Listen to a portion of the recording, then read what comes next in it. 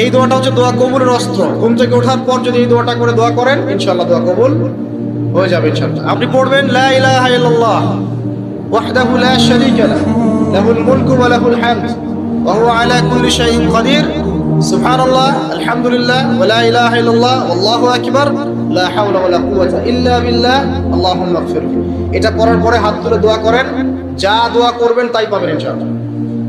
আমি আজকের মাহফিল আল্লাহর নামে একটা কসম কেটে বলতে চাই, ওয়াল্লাহি আল্লাহর কসম করে আমি আপনাদের বলছি, আপনার জীবনের এমন কোন নেক আমল যদি থাকে যে আমলটা শুধুমাত্র কেবলমাত্র আপনি আল্লাহকে খুশি করার জন্য করেছিলেন, ওই নেক আমলের ওসিলা দিয়ে দোয়া করতে দেরি হবে, দোয়া কবুল হতে দেরি হবে। বিশ্বাস হয়? সন্দেহ লাগছে মনে হয়? বিশ্বাস হয় সবার? আল্লাহর নবী বলেন, লা ইয়াবকা মুসলিমুন ইয়াদউ বিদাওয়াতিন ইল্লা ইস্তাজাবাল্লাহু লা।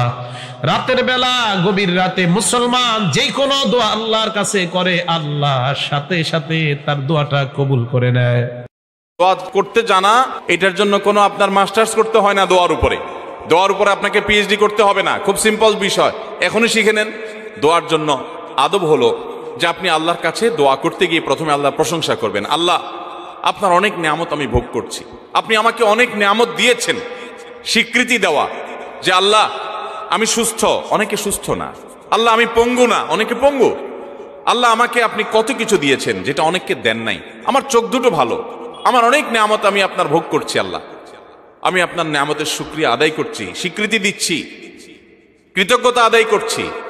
হে আল্লাহ, আপনার রাসূলের প্রতি আপনি রহমত নাজিল করেন।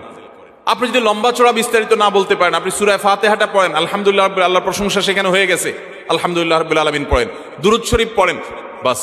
এরপরে আপনি এবার বলেন, আল্লাহ আপনি আমাকে মাফ করে দেন। আল্লাহ আমার বাবা চলে গেছেন, তাকে মাফ করে দেন। আল্লাহ আমার মা দুনিয়া থেকে চলে গেছেন, তাকে